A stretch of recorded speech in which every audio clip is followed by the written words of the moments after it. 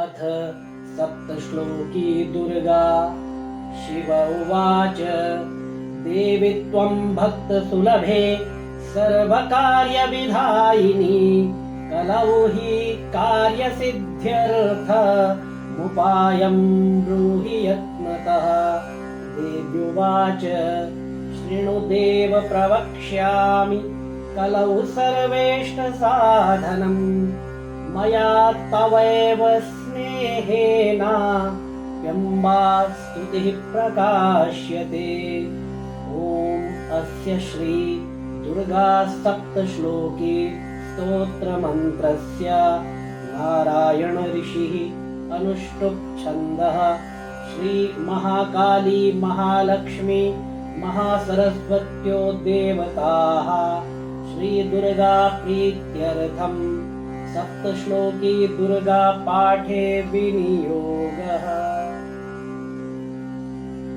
ॐ ज्ञानिनामपि चेतांसि देवी भगवती हि सा बलादाकृष्य मोहाय महामाया प्रयच्छति। दुर्गे स्मृता हरसि भीतिमशेषजन्तो स्वस्थैः स्मृता मतिमतीव शुभां ददासि।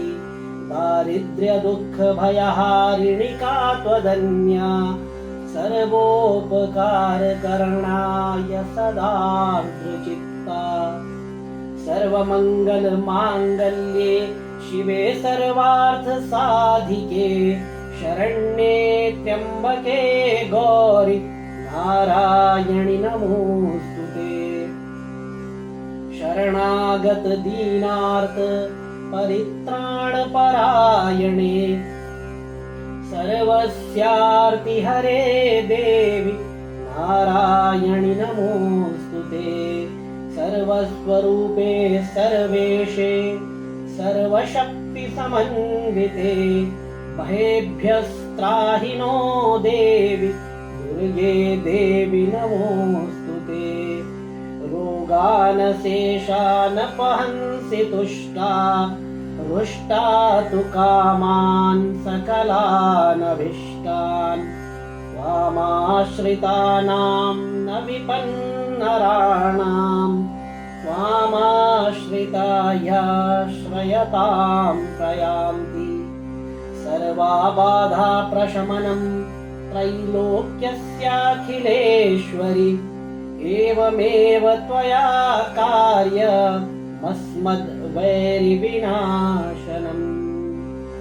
श्री सप्तश्लोकी दुर्गा सम्पूर्ण।